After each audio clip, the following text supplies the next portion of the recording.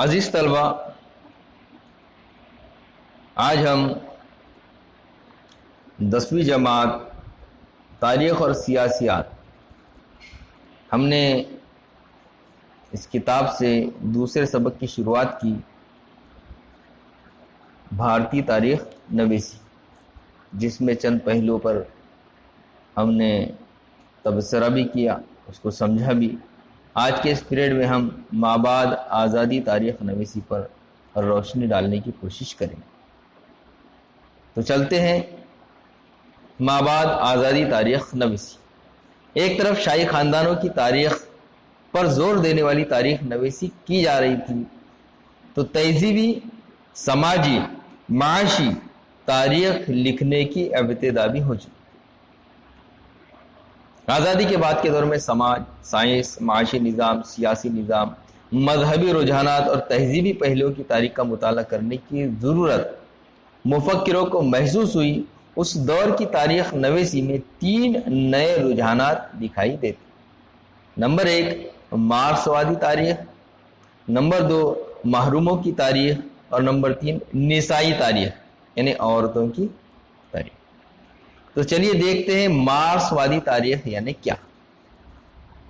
مارکسوادی تاریخ نویسی کی تحریروں میں معاشی نظام میں ذرائع پیداوار، یعنی مارکسوادی تاریخ نویسی جو تھی اس کی تحریروں کے اندر معاشی نظام میں ذرائع پیداوار، پیداوار کے ذرائع، طریقہ اور پیداواری عمل میں انسانی تعلقات کو مرکزی حیثیت حاصل تھی۔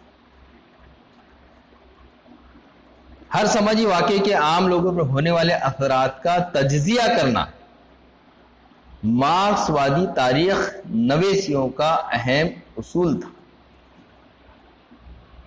سماج کے جتنے بھی طبقے ہیں اور سماج کے اندر جو واقعات ہوتے ہیں ان کے اندر عام لوگوں پر اس کا کیا اثر ہوتا ہے، اس کا تجزیہ کرنا، یہ مارکسوادی تاریخ نویسوں کا اہم اصول تھا۔ مارکسوادی تاریخ نویسوں نے ذات پات کے نظام میں ہونے والی تبدیلیوں کا مطالعہ کیا۔ بھارت میں مارکسوادی تاریخ نویسی پر اثر طریقے سے پیش کرنے والے مورخوں میں دامودر دھرمانند کوسمبی، کامریڈ شری پاد امرت ڈانگے، رام شرن شرما، کامریڈ شرد پاٹل وغیرہ کا اہم کردار ہے۔ ڈانگے انڈین کمیونسٹ پارٹی کے بانی ارکان میں سے ایک تھے۔ ان کی پریمیٹو کمیونزم ٹو سیلوری نامی کتاب مارکسوادی تاریخ نویسی کی مثال۔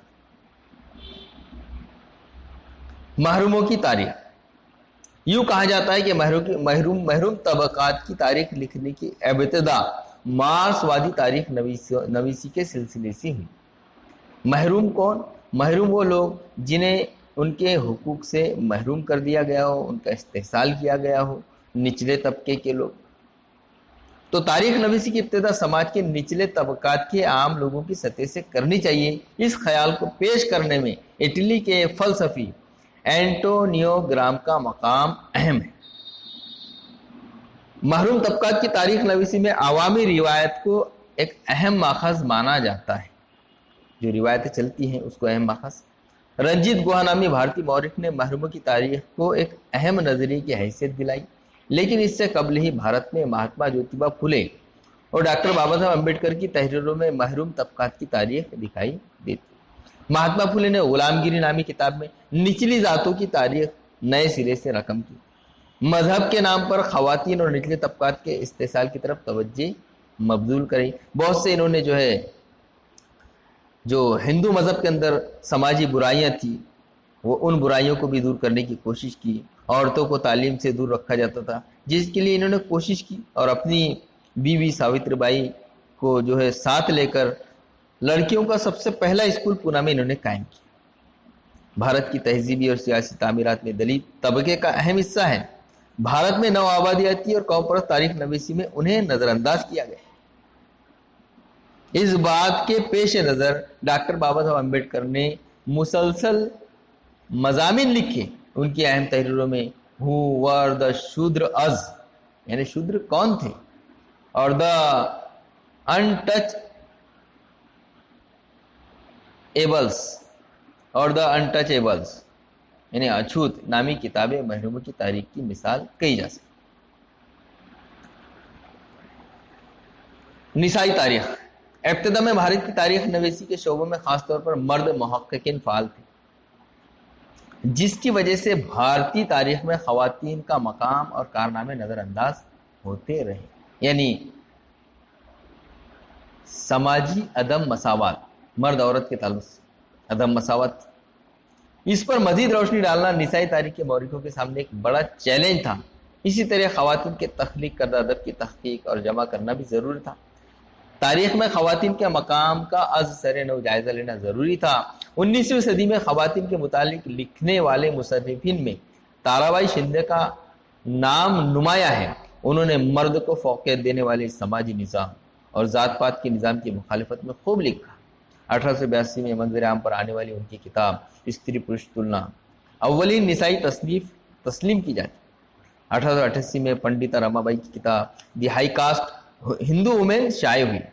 آزادی کے بعد کے دور میں لکھی گئی تحریریں خواتین کے ساتھ گھر اور کام کاج کی جگہ روا رکھے جانے والے سلوک، سیاسی مساوات کا حق جیسے موضوعات پر مرکوز دکھائی دیتی۔ موجودہ دور میں شائع ہونے والی نسائی تحریروں میں، یعنی عورتوں کی تحریروں میں، میرا کوسمبی کی crossing thresholds feminist issues in social history نامی کتاب کا تذکرہ کیا جاتا ہے، جس میں مہاراشٹر کی پنڈتا رما بائی، بھارت کی پہلی فعال رہنما خاتون ڈاکٹر رکما بائی جیسی خواتین کی زندگیوں پر تحریر کردہ مضامین شامل ہیں۔ دلت خواتین کے نظریے سے مہاراشٹر میں سماجی طبقات، ذات وغیرہ کے متعلق لکھا گیا، جس میں شرمیلا ریگے کی تحریریں اہم ہیں۔ Writing caste, writing gender, reading Dalit, women's testimonios میں دلت خواتین کی سوانے پر لکھے گئے مضامین جمع کیے گئے ہیں۔ مخصوص نظریات کے حامل نہ ہوتے ہوئے تاریخ لکھنے والوں میں سر جادونا سرکار، سریندر ناتھ سین، ریاست کار گووند سکھارام سردیسائی، ترمبک شنکر شیجولکر کے نام قابل ذکر ہے۔ موجودہ زمانے میں وائی ڈی پھڑکے، رام چندر گوہا وغیرہ محققوں نے جدید تاریخ نویسی میں نمایاں کام انجام دیا۔ بھارتی تاریخ نویسیوں پر بھارت میں جنم لینے والی سماجی اور سیاسی تحریکوں کے اثرات تھے۔